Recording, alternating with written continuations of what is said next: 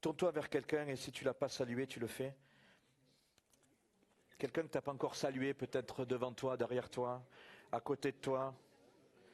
Si tu ne connais pas la personne, tu lui demandes son prénom et tu lui dis, je suis content de te connaître. Gloire à Dieu. Ça y est, c'est fait?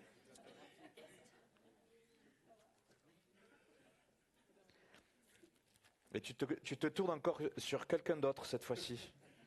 Et tu lui dis, je t'encourage à la foi. Je t'encourage à la foi. Vous savez que la Bible elle nous dit de nous encourager à la foi.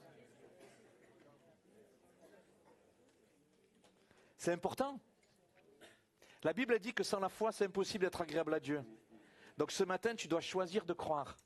La foi, ce n'est pas quelque chose que tu reçois comme un cadeau du ciel ou quelque chose que tu reçois sur la tête et tu te dis, oulala, qu'est-ce qui m'est arrivé? La foi, c'est d'abord un choix. La foi, elle vient de ce qu'on entend de la parole de Dieu, mais au contact de ce que tu entends ce matin, qu'est-ce que tu choisis? Et c'est toujours un défi qui nous rejoint. C'est toujours personnel.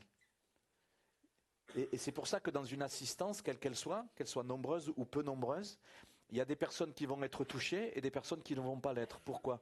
Parce qu'il y a une personne qui va choisir de croire à ce qu'elle écoute, à ce qu'elle entend. Et l'autre va refuser de croire. La personne qui choisit de croire va être touchée. Et elle va recevoir. Et la personne qui choisit de ne pas croire, ou de continuer à tourner en boucle avec les soucis qui t'occupent, ou de penser à autre chose, de penser à ce qui va se passer cet après-midi, ou ce que tu as fait hier soir, ça t'empêche de croire. Et du coup, ça t'empêche de recevoir et d'être béni. Ce qui est sûr et certain, c'est que le Seigneur veut que tu sois béni. Tous, nous tous, devant Dieu, il n'y a pas de favoris. Et c'est important de se positionner et de dire, bon voilà, ok, je veux faire attention et je veux être dans la bonne intention. Tu n'as pas fait tous ces kilomètres pour au final être dans une mauvaise intention. Il vaut mieux rester chez toi. Nous, on est là, on fait la démarche d'être là, mais en même temps avec cette intention. Je veux choisir de croire à ce que j'entends. Et de ce que je choisis de croire, je mets avec respect, avec intégrité, le Seigneur au défi d'intervenir. Le Seigneur, il répondra toujours à sa parole. Amen. Gloire à Dieu. Je vous propose de regarder peut-être un dernier volet de cette thématique qui nous occupe depuis quelques dimanches maintenant. Pour vous qui avez la possibilité de venir, ça va s'afficher devant vous. Donc c'est une nouvelle dynamique pour ma marche, une nouvelle dynamique pour ma marche. Et quand on parle de marche, c'est bien sûr de relation avec le Seigneur. On a déjà vu plusieurs choses et je voudrais attirer votre attention ce matin avec ce verset de l'apôtre Paul que nous trouvons dans l'épître aux Éphésiens, au chapitre 6. Et on va regarder ce verset. Le but de ces moments, c'est bien sûr, s'il y a quelque chose dans notre communion avec Jésus qui m'empêche d'avancer avec lui, quelque chose qui me bloque, quelque chose qui est figé dans ma vie, je prie pour qu'à la sortie de ces moments, eh bien, ces choses-là soient débloquées. Soient débloquées. De résolution de cœur, de dire Seigneur, bien sûr, il y a des choses du passé, bien sûr, il y a mon présent qui est là, ça me trouble. Bien sûr, il y a des mauvais choix, il y a peut-être des choses que je subis, que je n'ai pas choisies. Mais je refuse que ces choses-là construisent mon présent et encore moins mon avenir avec toi. Permets quelque chose de nouveau, quelque chose de frais. Amen. Et je prie que ça soit réel pour toi. Que ce soit réel pour toi. Et donc il y a un encouragement s'il y a besoin d'être renouvelé, d'être encouragé. Et s'il y a quelqu'un qui s'est arrêté, eh bien on repart. Je me lève et je repars avec toi. Encore une fois, Seigneur. Amen. Amen. Je vous ai donné la référence ou pas? Éphésiens 6, verset 13. Les versets 11 et 12, on ne va pas le lire, il est question d'opposition qu'il y a, que l'apôtre Paul met en lumière, des oppositions qu'il peut y avoir dans notre vie et justement qui nous empêchent de marcher. Et le Seigneur le sait, Il y a toutes sortes d'adversités qui peuvent être là. Il peut y avoir des adversités extérieures, il peut y avoir des adversités intérieures, des choses qui sont au-dedans de nous, qu'on n'arrive pas à dépasser, sur lesquelles on n'arrive pas à avancer. Dieu le sait, toute la Bible est remplie d'hommes et de femmes de Dieu qui ont voulu plaire à Dieu et qui étaient bloqués à un moment donné dans leur marche. Plein de personnes. Il y a une personne qui est une personne d'anthologie dans la parole de Dieu, c'est le grand Moïse. Vous savez, celui par qui il y a eu les 10 plaies d'Égypte, où Dieu a donné les 10 commandements, la loi, tout ça, un homme extraordinaire. Les textes disent que c'était l'ami de Dieu, il parlait à Dieu face à face. Il y avait une proximité extraordinaire, ce gars. Et Dieu s'est servi de lui de manière extraordinaire. Et pourtant, quand Dieu va l'appeler, Moïse, il va botter en touche. Il va dire, ah non, envoie quelqu'un d'autre. Non, pas moi, un autre. Non, pas ici, ailleurs. Pas avec moi, Seigneur. J'ai la langue embarrassée. Les textes disent, les théologiens disent il paraîtrait qu'il avait du mal à parler, il était bègue. Il dit, je ne peux pas parler, j'arrive pas à parler, envoie quelqu'un d'autre. Et pourtant, il répondra présent. Donc le grand homme de Dieu qu'il était, et qu'il n'était pas encore quand Dieu l'a appelé, il y avait toutes sortes de blocages en lui. Qui n'a pas de blocage en soi? On en a tous. Et la question c'est qu'est-ce que je fais avec ça? Est-ce que ça va me bloquer vis-à-vis de Dieu? Et Seigneur, fais-nous grâce. Et Paul, il veut nous encourager. Et ce texte qui est très connu, c'est un texte où à un moment donné, il va encourager à dire « Revêtez-vous de toutes les armes de Dieu ». Donc, pour ne pas être bloqué, qu'est-ce qu'il faut? Il faut suivre les conseils de Paul, bien sûr. Et c'est à nous saisir. Regardez le verset 13. C'est pourquoi prenez toutes les armes de Dieu, afin de pouvoir résister dans le mauvais jour et tenir ferme après avoir tout surmonté. Il y a des mots qui piquent des fois dans la parole de Dieu. Et là, il y en a un qui pique, je trouve. C'est le mot qui est juste avant surmonter. Tout. Il y a des petits mots comme ça qui sont radicaux. Tenir ferme en ayant tout surmonté. Donc ça veut dire quoi? Ça veut dire qu'avec les armes de Dieu que le Seigneur te propose, tu es capable de tout.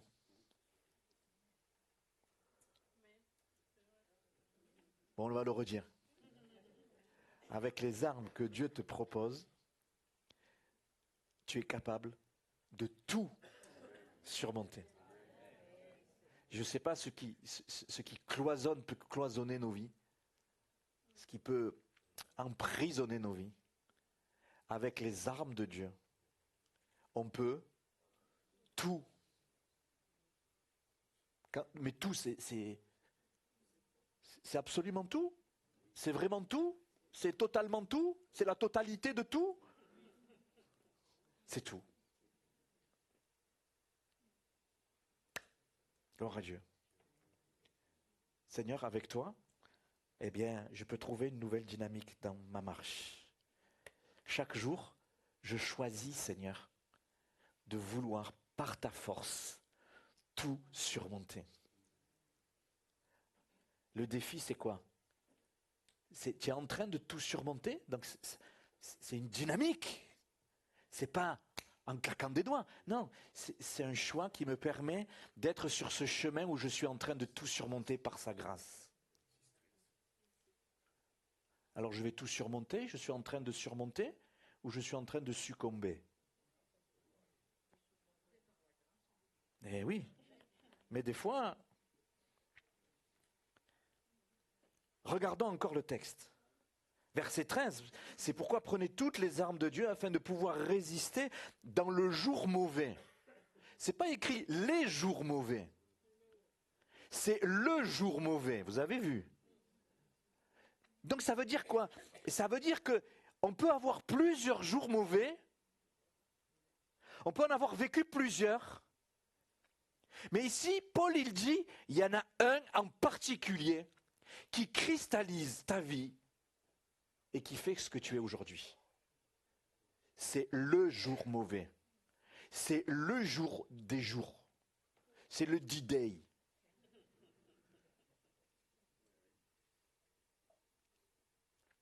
Et ce truc-là, ailleurs dans la parole de Dieu, c'est imagé comme étant la montagne qui est devant toi et qui est indéboulonnable.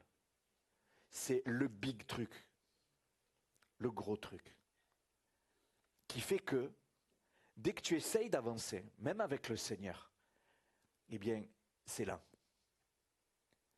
Et le Seigneur nous propose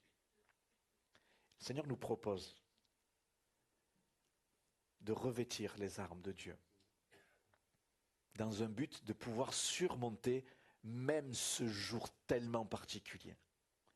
Tellement particulier. Est-ce qu'on veut s'associer avec lui ce matin, avec le Seigneur? De dire, Seigneur, je refuse d'être bloqué. Je veux par ta grâce, Seigneur, trouver une dynamique de marche avec toi. Alléluia.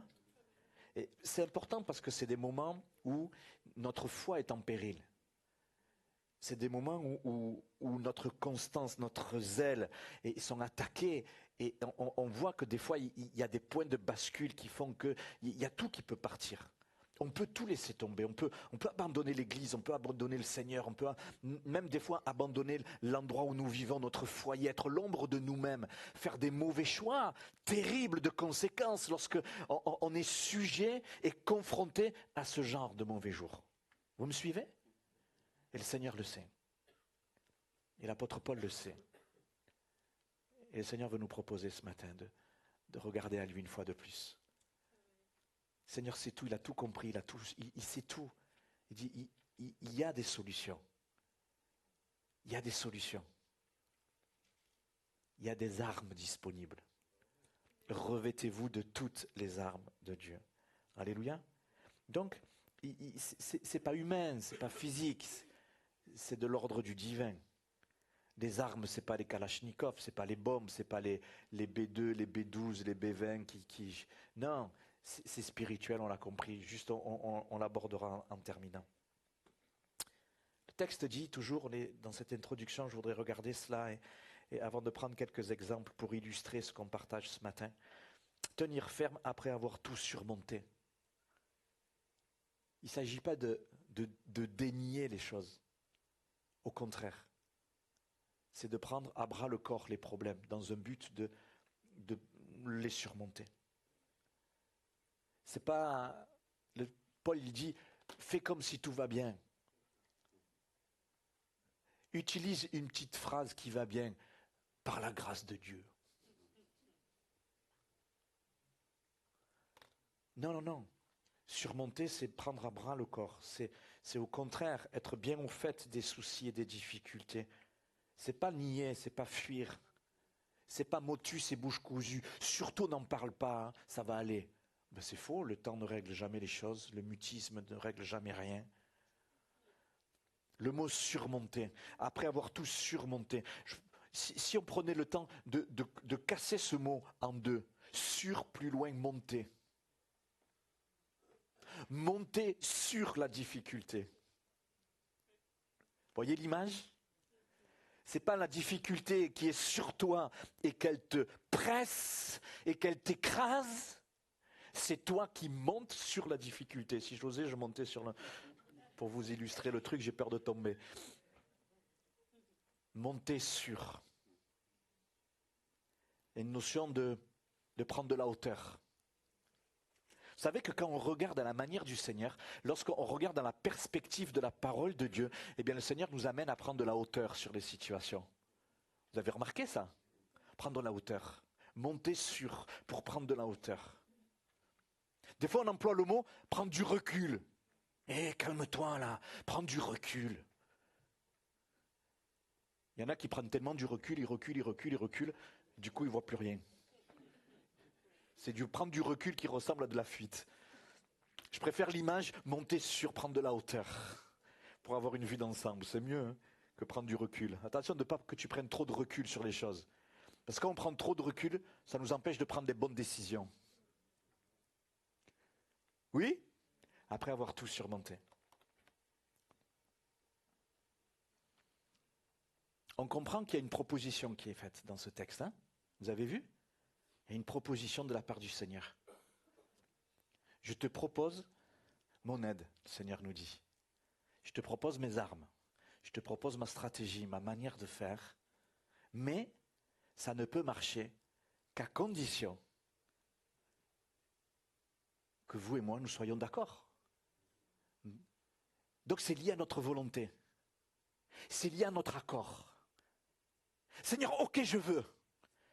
C'est pas pour ça qu'on dit que je veux que forcément on en a la capacité. Parce que la capacité vient de Dieu. Mais ce qui est important, ce que le Seigneur veut, c'est notre cœur, notre volonté. Seigneur, je veux. Je veux faire les choses. Je veux croire qu'avec toi, les choses peuvent bouger. Alléluia. Je vous propose de regarder deux choses ce matin à la lumière de ce verset. Le bon moment pour se ressaisir, tenir ferme jusqu'à tout surmonter. On a besoin de se lever avec la grâce de Dieu, avec les promesses de Dieu, avec la proposition du Seigneur, d'utiliser les armes de Dieu. Toutes les armes de Dieu, pas une de temps en temps, ça fait partie de notre équipement. Le bon moment pour se ressaisir et la bonne attitude pour se ressaisir. Je remets devant vos yeux pour qu'on s'imprègne bien de ce verset qui nous occupe ce matin.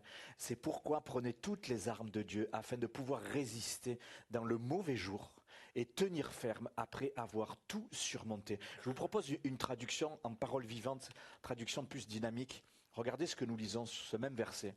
Voilà pourquoi il vous faut endosser, il y a une nécessité là, il vous faut endosser toute l'armure divine afin de pouvoir tenir bon au mauvais jour, de faire usage de tout l'équipement que Dieu vous offre et de faire tout ce qui vous est possible. Si vous voulez repousser les attaques, remporter la victoire sur tous les ennemis et rester maître de la place. Vous voyez, il y a une notion de combat, une notion d'opposition, une notion de prise de position. Je choisis de me positionner avec la grâce de Dieu. Sinon, tout est perdu. L'œuvre de Dieu se fait avec toi, l'œuvre de Dieu se fait pour toi, mais l'œuvre de Dieu se fait avec notre accord, bien sûr. Je le souligne, c'est très important. Dieu veut que nous nous ressaisissions. Dieu veut que nous tenions ferme pour pouvoir tout surmonter et pas rester bloqué et continuer à avancer. Alléluia. Impossible d'avoir une victoire totale sans cela. Impossible de voir la gloire de Dieu sans cela. Pour toi-même, personnellement, pour ton couple, la relation avec ton époux, avec ton épouse. Impossible si nous ne rentrons pas dans cette compréhension, dans cette action, dans cette dynamique pour notre vie personnelle avec le Seigneur. Surmonter le pouvoir du péché comme il y a besoin de la force du Seigneur. Surmonter la culpabilité. J'ai essayé plein de fois et je tombe. La Sainte Seine a été orientée ce matin par rapport au fait de Seigneur, je me positionne mais je ne veux plus tomber. J'en ai marre de la culpabilité. Je ne veux plus, Seigneur. Je prends autorité par ta grâce. Surmonter le poids des difficultés. Des choses qui sont intérieures, mais des choses qui sont extérieures aussi. Seigneur, il veut nous aider. Alléluia. On est d'accord avec ça? Le bon moment pour se ressaisir. Tourne-toi vers quelqu'un et tu lui dis, le bon moment c'est maintenant. Dis-lui, le bon moment c'est maintenant. La Bible déclare quoi? Vous vous rappelez ces versets? La Bible dit, si tu entends la voix de Dieu, aujourd'hui, n'endurcis pas ton cœur. Aujourd'hui. Le bon moment pour se ressaisir, pour que les choses changent, qu'une dynamique soit ouverte dans ta vie, c'est maintenant.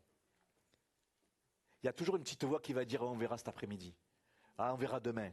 Attends, je vais revenir encore une fois à l'église, voir vraiment si c'est vraiment bien. Non, c'est aujourd'hui, c'est maintenant. Le moment pour se ressaisir, c'est toujours maintenant. Demain, plus tard, c'est toujours le moment du diable.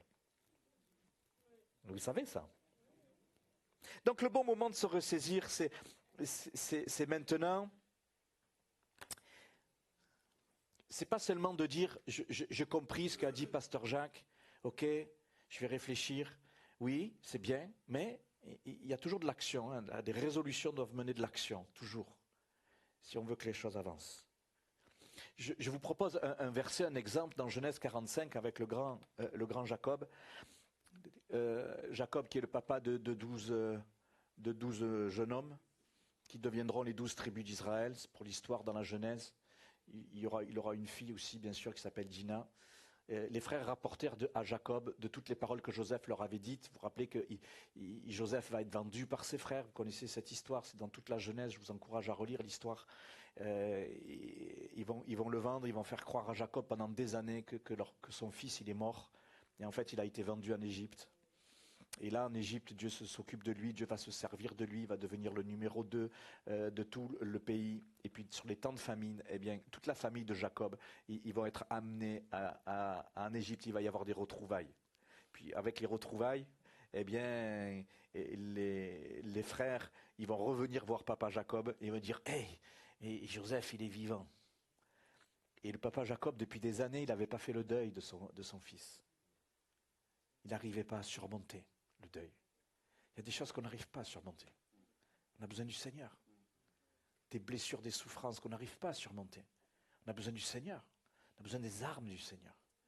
Et le texte dit ceci, les frères rapportèrent à Jacob toutes les paroles que Joseph leur avait dites. Jacob vit les chars que Joseph avait envoyés pour le transporter. C'est alors que l'esprit de Jacob, leur père, se ranima. Et Israël, c'est-à-dire Jacob, dit, c'est assez. Joseph, mon fils, vit encore. J'irai et je le verrai avant que je meure. Alléluia. Il n'y croyait pas. Il n'y croyait pas. C'est pas possible, ça fait des années. Mon fils, je l'ai perdu pour toujours. Et puis là, la nouvelle, il est vivant. Et malgré ça, si vous relisez bien les textes disent qu'il n'arrivait pas à croire. Il était bloqué, ce n'était pas possible. Humainement parlant, c'était un tsunami qui arrivait. Ce n'était pas possible. Mais, regardez, c'est alors que l'esprit de Jacob se ranima. Pourquoi il se ranima? Pourquoi il se ranima? Regardez le texte. Israël dit, c'est assez.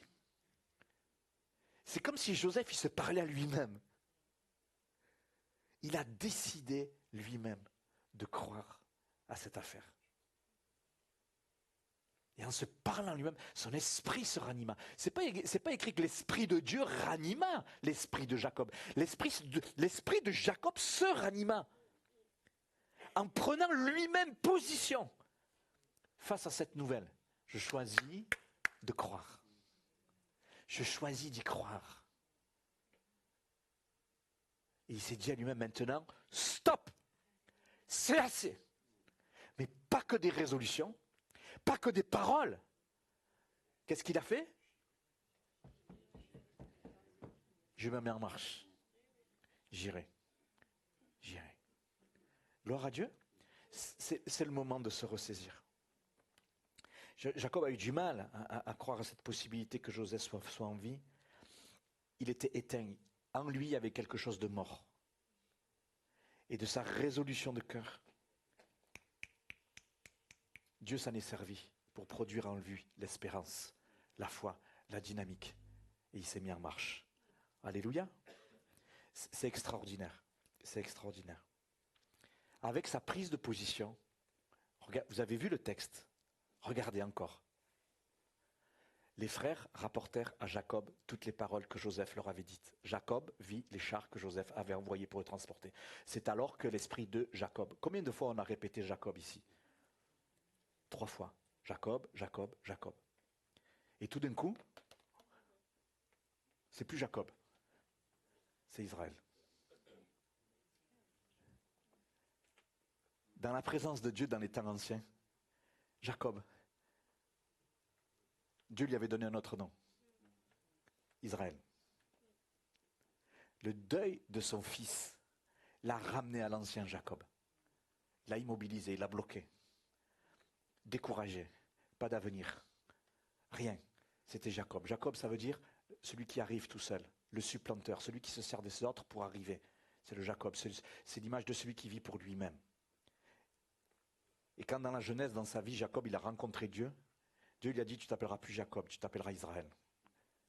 Israël, prince de Dieu, prince avec Dieu, héritier avec Dieu. Rien à voir avec le Jacob, le supplanteur, l'arriviste. Et dans sa vie, ici, avec cette affaire, avec Jacob, avec Joseph, Jacob, c'est Jacob. Il est revenu à ce qu'il était dans ce travers de plus ancien de son humanité. Mais de la résolution de cœur jaillit une nouvelle destinée et une nouvelle identité. Il a retrouvé son identité de celui qui communique la bénédiction. Un prince qui est héritier, qui communique la bénédiction à son entourage. Jacob va redevenir Israël. Parce que son esprit se ranima. Il a choisi de croire. Il s'est levé et il y est allé. Amen. Tu veux que les choses changent? Tu veux que ton identité en Christ soit réveillée? Eh bien, suivons l'exemple de Jacob. Alléluia. Avec sa prise de position, Jacob redevient Israël, le porteur de la promesse, le chef de famille, le leader dynamique et entreprenant qu'il est. Il devient acteur de sa destinée. Gloire à Dieu. C'est le bon moment pour se ressaisir. Je ne sais pas à qui je m'adresse ce matin. C'est le bon moment pour te ressaisir. C'est ici, c'est maintenant, c'est devant le Seigneur. Alléluia. C'est toujours le bon moment pour se ressaisir, quand on est devant le Seigneur. Pendant une épreuve, alors qu'elle dure, et alors que tu l'as subie, c'est le moment de te ressaisir. C'est le moment de te ressaisir après une attitude négative ou une attitude de refus vis-à-vis de Dieu. Un point levé vis-à-vis de Dieu. C'est le moment de te ressaisir. Les choses peuvent changer.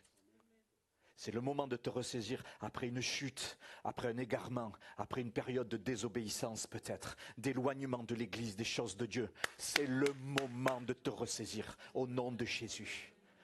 Il est celui qui veut te revêtir de toutes les armes de Dieu pour tenir ferme en ayant tout surmonté.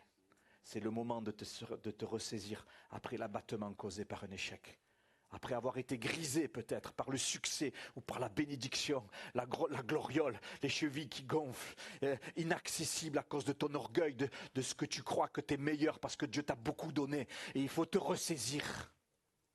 Parce que la marche de celui, de celle qui se relève pour suivre le Seigneur, c'est une marche dans l'humilité, dans la soumission, dans la dépendance et dans l'obéissance. Il faut se ressaisir si tu as perdu ce chemin. C'est le moment de se ressaisir.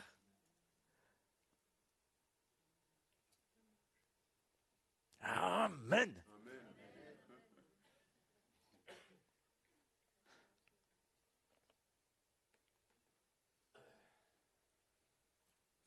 Le geôlier s'est ressaisi in extremis. Il allait sauter la vie. Il allait se suicider. Le geôlier se réveilla. Paul et Silas, vous vous rappelez ce miracle extraordinaire? Lorsqu'il vit les portes de la prison ouvertes, il tira son épée, il alla se tuer. Il allait se tuer pensant que les prisonniers s'étaient renfuis. Mais Paul cria d'une voix forte, « Ne te fais point de mal, nous sommes tous ici. » Qu'est-ce que c'est qui a permis que ce geôlier se ressaisisse? Il a écouté la voix, le conseil de Paul. Toujours important d'écouter les bons conseils. Toujours important de les mettre en pratique. Alléluia. Il savait qu'il allait tout perdre, il savait qu'il allait perdre son honneur, son travail. Il pensait qu'il n'y avait plus d'espoir. Il pensait que tout était bloqué, que tout était fini, que tout était irréparable. Mais ça, c'est les pensées de mort qui sont en nous. Lorsque nous sommes accablés par les difficultés, par les circonstances de vie difficiles, nos pensées sont explosées. Et ce geôlier, il était tellement troublé, perdu, qu'il allait se suicider. Et en même temps, il allait commettre l'irréversible, l'irréparable. Il s'est ressaisi au bon moment. En écoutant Paul. Hop, ne fais pas. Et puis l'œuvre de Dieu s'est faite dans sa vie. Oui? Des fois, on cherche la solution ailleurs, loin, alors qu'elle est là, tout près de toi, avec toi, à tes côtés. Celui et celle qui te donne des conseils. Écoute-le, écoute-la. Le geôlier, il a écouté. Et il a été sauvé. Lui et toute sa famille. Vous vous rappelez? Eh oui. L'extraordinaire de Dieu démarre avec une décision de cœur. C'est pas anodin. C'est beau, c'est extraordinaire. Quelqu'un qui a pas su se ressaisir, en tout cas pas à ce moment-là, Samson. Un homme de Dieu particulier, un homme choisi par Dieu de manière particulière, un surhomme. Un surhomme. Tu lui mets une cape et ça y est, c'est Superman. Une force extraordinaire, le gars. Delilah dit alors, les Philistins sont sur toi, Samson. Il se réveilla de son sommeil et il dit, je m'en tirerai comme les autres fois. Je me dégagerai. Et il ne savait pas que l'Éternel s'était retiré de lui. Ici, dans ce passage, Samson est l'exemple de quelqu'un qui n'a pas su se ressaisir au bon moment. Et il en a payé le prix. Il n'a pas voulu se dégager de cette relation avec cette femme qui était toxique avec lui. Il l'a manipulée, elle l'a séduit, elle lui a soutiré des informations et il n'a pas su se ressaisir.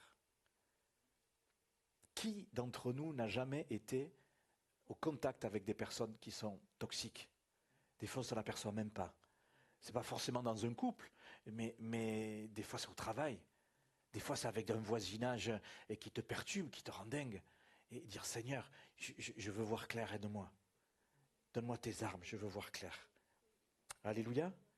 Il n'a pas su se ressaisir, Samson. Je prie pour qu'il n'y ait pas d'exemple comme Samson au milieu de nous. Ailleurs, si vous voulez, mais pas ici. Pas ici. Et après, plus tard, quand il voudra se ressaisir, ce sera trop tard. Dans tous ces exemples, Seigneur, moi je veux être comme Jacob. Comme le geôlier, écoutez, comme Jacob. Je veux parler à mon esprit qui se ranime. Alléluia.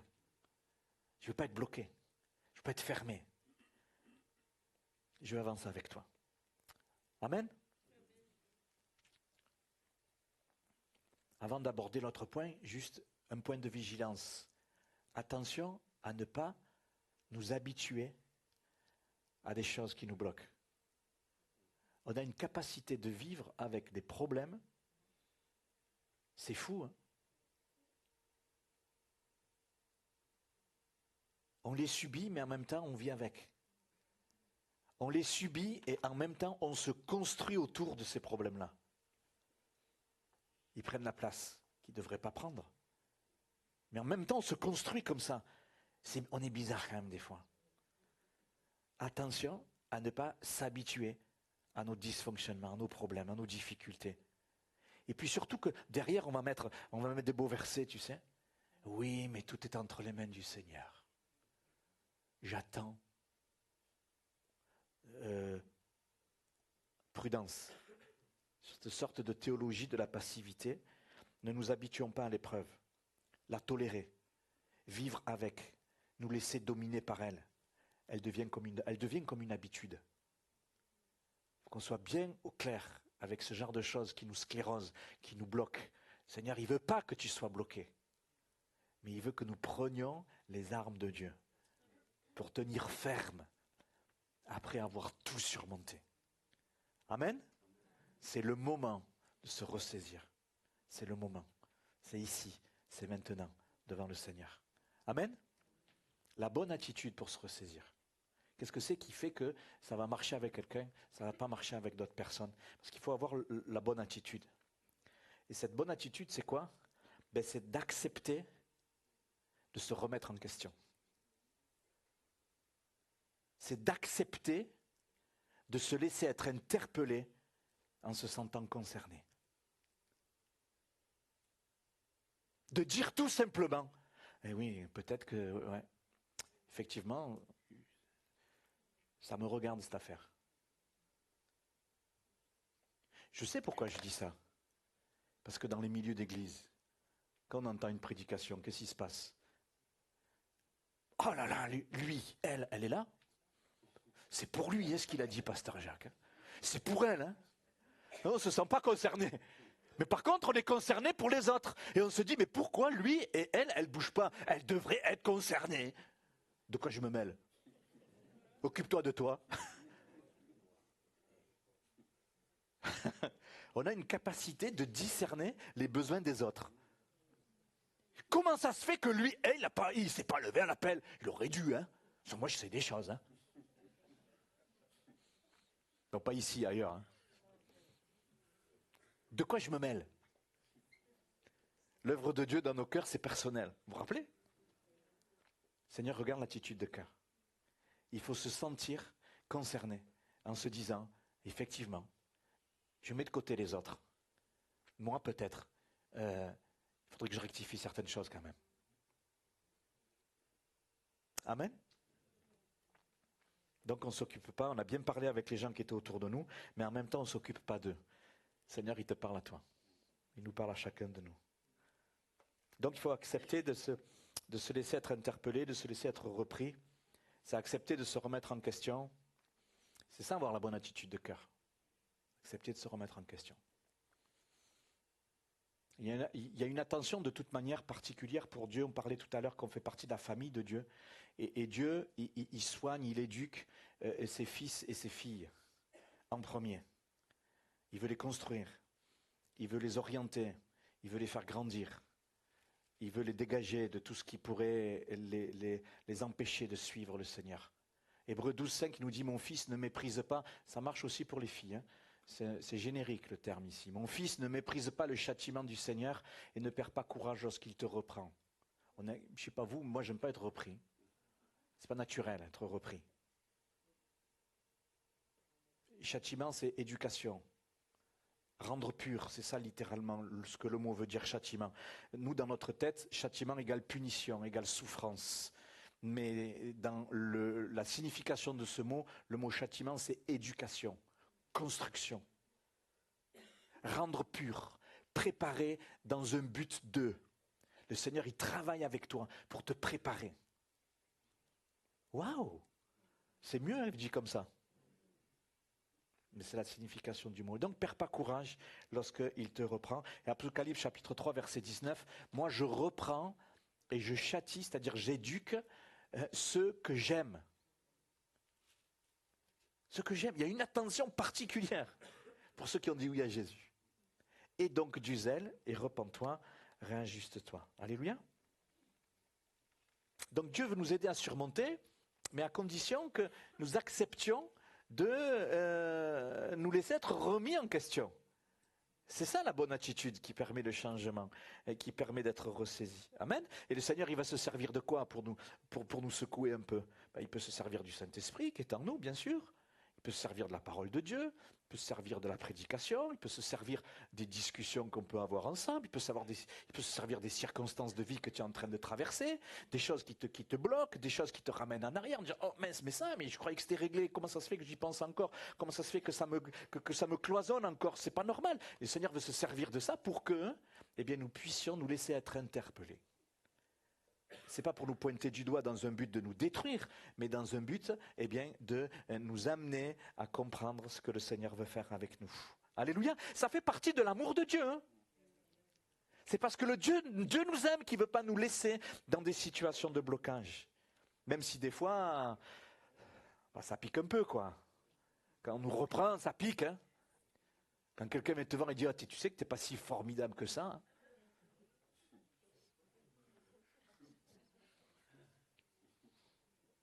Ben oui, mais Seigneur, si c'est par ton amour et que c'est pour avancer, alors à toi la gloire. Hein.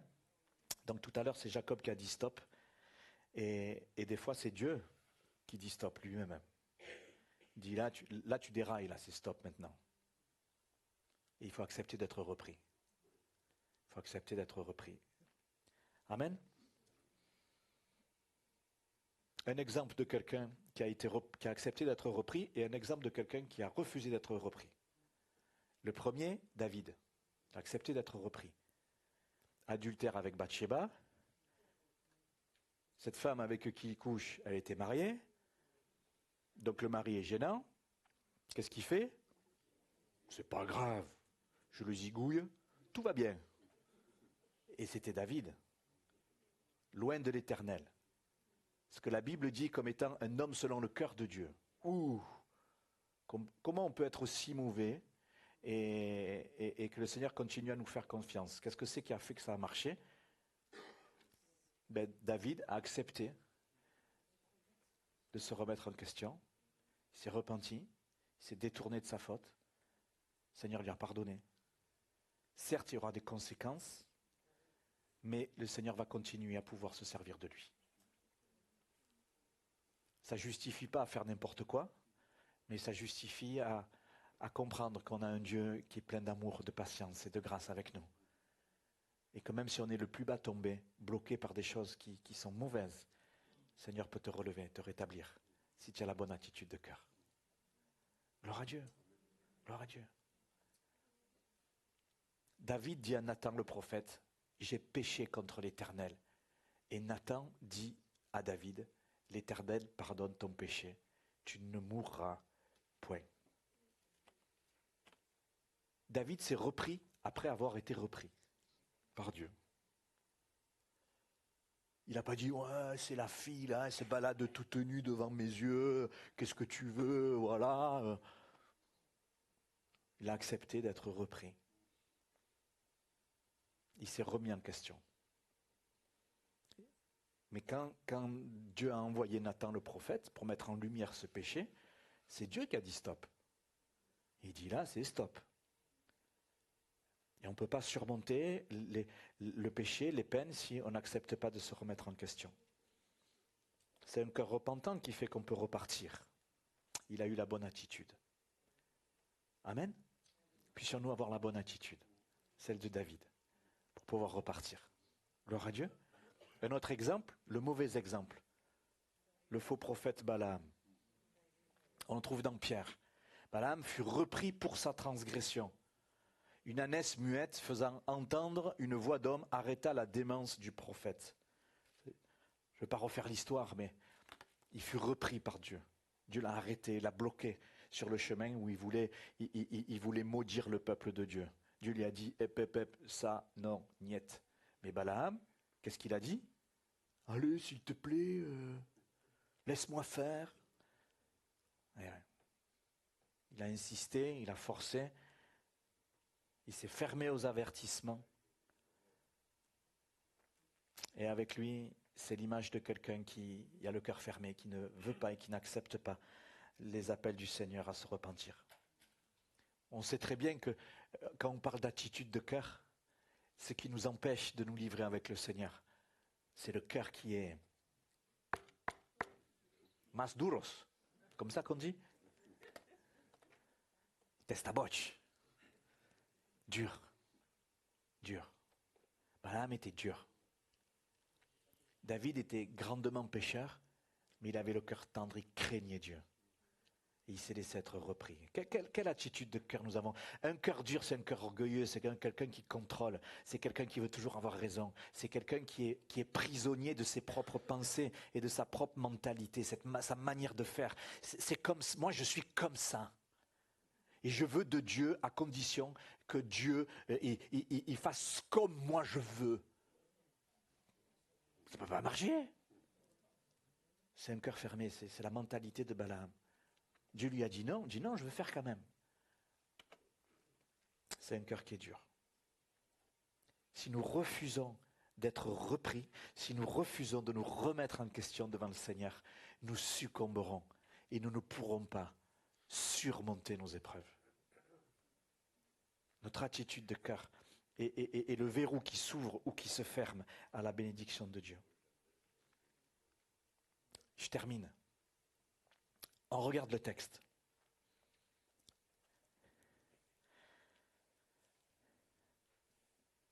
Je vous le remets sur parole vivante. Restez maître de la place tout à la fin. Remportez la victoire sur tous tes ennemis et restez maître de la place. Mais rester maître de la place, c'est le Seigneur qui, en toi, a la main pour te bénir. Il a la main pour te conduire. Restez maître de la place. Qui c'est qui occupe la place de ton cœur? Toi-même? Ton ego? Tes choses qui te détruisent? Le Seigneur nous appelle à surmonter. Tenez donc ferme. Allez, on lit ensemble le verset 14 et le verset 15. Tenez donc ferme, ayez à vos reins la vérité pour ceinture, revêtez la cuirasse de la justice, Mettez pour chaussure à vos pieds, le zèle que donne l'Évangile. Prenez par-dessus tout le bouclier de la foi, avec lequel vous pourrez éteindre tous les traits enflammés du malin. Et prenez aussi le casque du salut et l'épée de l'esprit, qui est la parole de Dieu. On voit que c'est l'image d'un soldat, et il y a plusieurs éléments. Vous avez vu? On commence par le bas, les chaussures. C'est l'image du zèle. Qu'est-ce que le zèle? Une attitude de cœur. Ok? Ensuite, la ceinture. La ceinture de vérité. Ça nous parle de comportement de vie intérieur. Je suis en vérité. Je suis une personne vraie. Ensuite, la cuirasse, la justice. Justice, juste. Justifie. Je suis juste aux yeux de Dieu, grâce à Jésus. Et ça protège. Ça protège mon cœur. Ensuite, le casque. C'est pas écrit les chaussures du salut. C'est écrit le casque du salut. Parce que le casque, ça ne se met pas aux pieds. Ça se met à la tête. Si tu mets le casque au pied, tu auras du mal à marcher.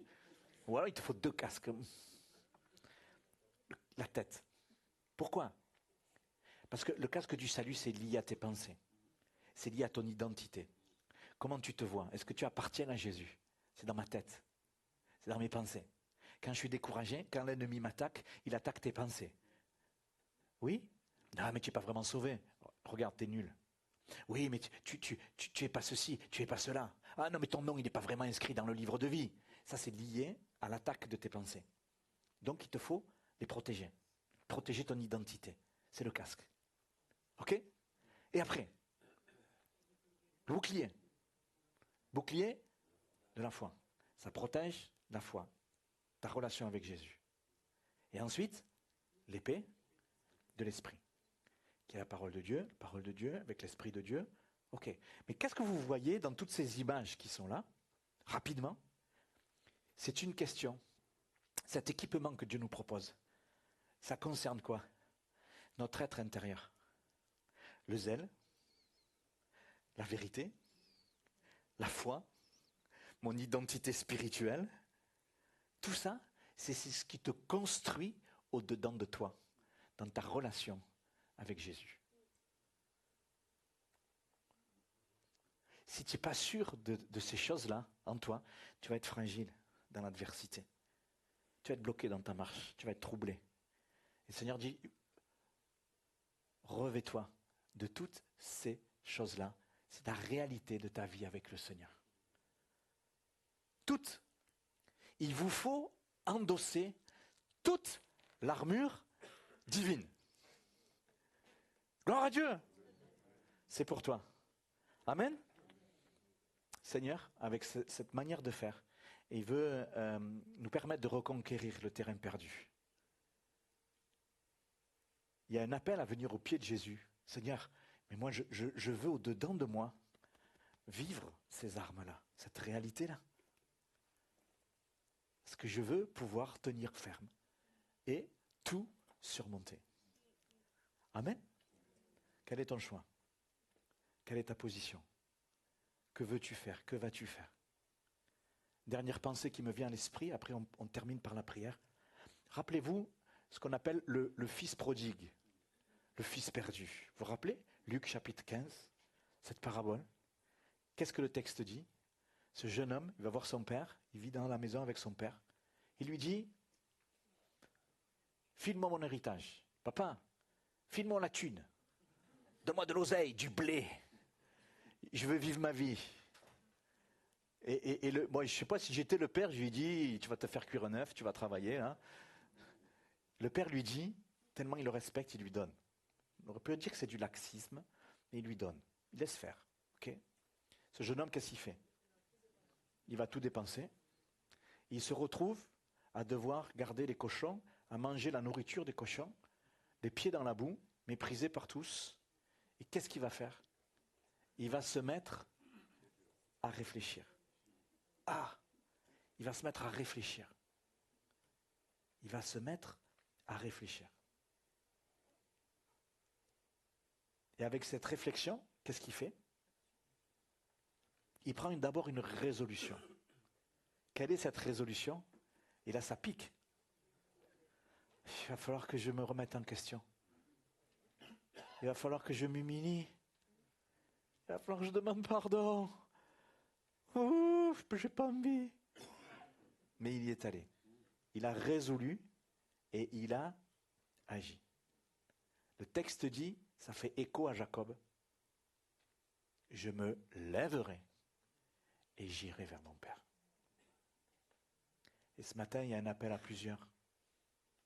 Le Seigneur t'appelle à te lever et d'aller te blottir de manière toute fraîche, toute nouvelle, dans les bras de celui qui t'aime. Tu as besoin de lui pour qu'il te donne tout ce dont tu as besoin pour tenir ferme dans ton adversité. Tu dois réfléchir. Réfléchis, irrésolu. Je me lèverai et j'irai. Et là, les choses vont commencer à changer dans ta vie. Laisse-moi te dire, les choses vont commencer à changer dans ta vie. Tu vas retrouver cette dynamique de cette marche avec le Seigneur dont nous parlons. Fermons nos yeux.